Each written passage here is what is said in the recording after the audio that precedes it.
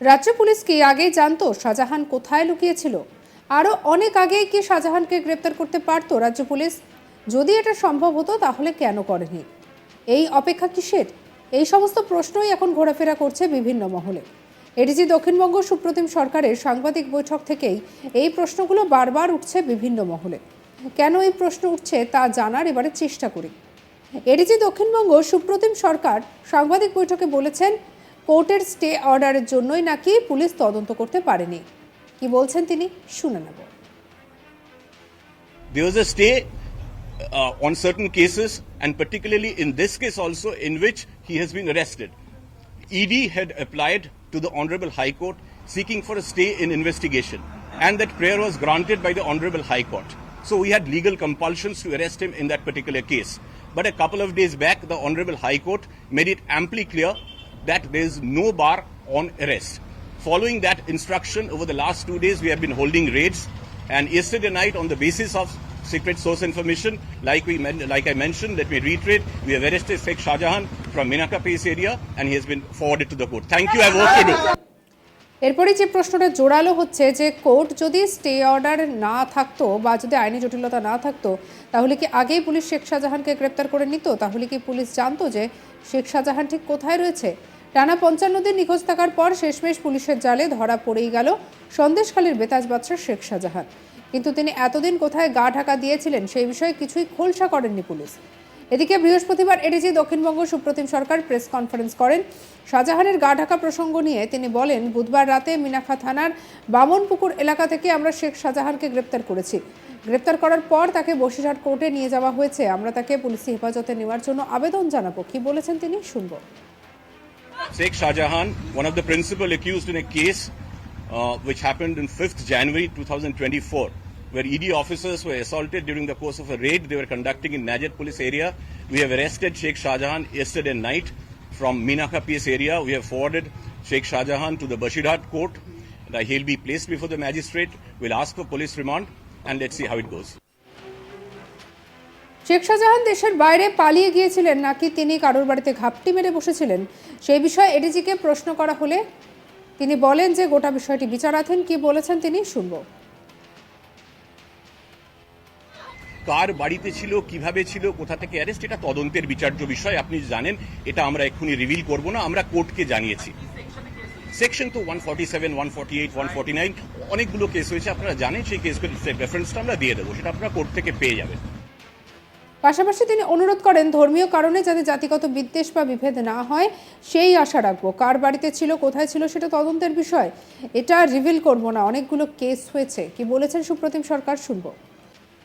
জনপ্রতিনিধিদের একাংশ এমন মন্তব্য করা থেকে বিরত থাকবেন ভবিষ্যতে, যাতে মানুষে মানুষে ধর্মীয় ভাবাবেগ নিয়ে কোনো ধরনের বিভেদ, জাতিগত ধার্মিক কোনো ধরনের কোনো বিভেদ তৈরি নয়, এটা আমরা আশা রাখবো। কার বাড়িতে ছিল, কিভাবে ছিল, কোথা থেকে অ্যারেস্ট, এটা তদন্তের বিচার্য বিষয়। আপনি জানেন, এটা আমরা এক্ষুনি রিভিল করব না। আমরা কোর্টকে জানিয়েছি।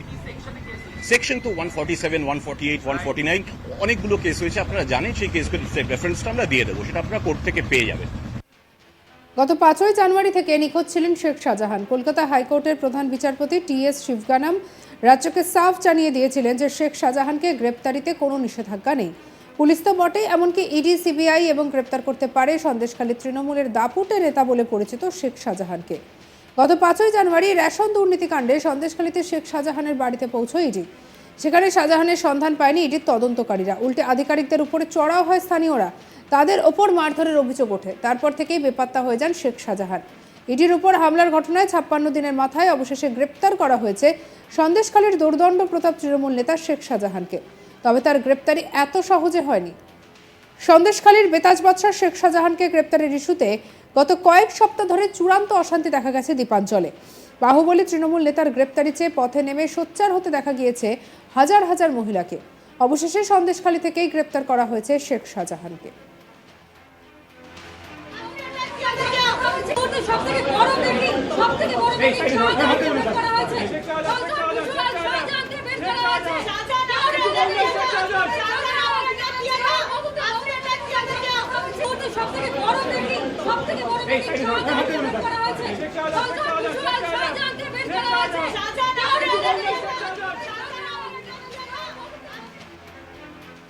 আর এদিকে এই ঘটনাকে কেন্দ্র করে বারবার যখন দফায় দফায় উত্তপ্ত হয়ে উঠেছে সন্দেশখালী এবং রাজ্য রাজনীতি, তখন নতুন করে এই পুরো বিষয়টা অর্থাৎ তার গ্রেপ্তারের পরে বর্তমানে যেন আরও খানিকটা যেন রাজনৈতিক পরিসর উস্কে গিয়েছে। কারণ আমরা ইতিমধ্যেই জানি যে তার গ্রেপ্তারির পরে রাজনৈতিক মহল থেকে একাধিক নেতারা তারা বক্তব্য রেখেছেন।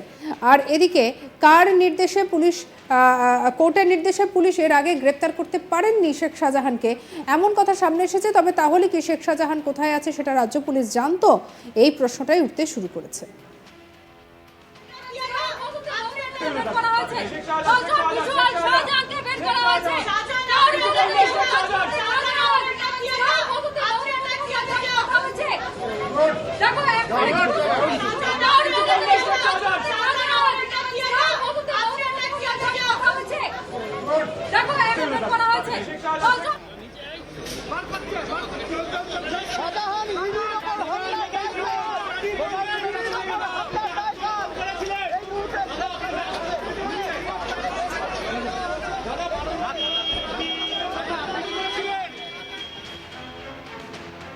এডিজি দক্ষিণবঙ্গ সুপ্রতিম সরকার কি বলেছেন শুনবো।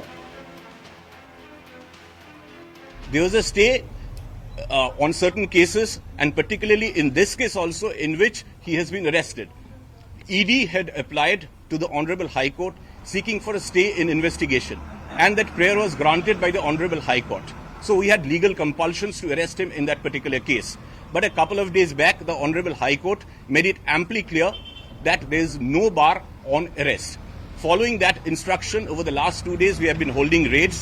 And yesterday night, on the basis of secret source information, like I mentioned, let me reiterate, we have arrested Sheikh Shahjahan from Minaka Pace area, and he has been forwarded to the court. Thank you. Sheikh Shahjahan, one of the principal accused in a case which happened on 5th January 2024, where ED officers were assaulted during the course of a raid they were conducting in Najat police area.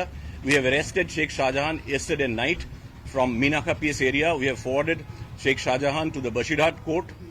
He'll be placed before the magistrate. We'll ask for police remand, and let's see how it goes.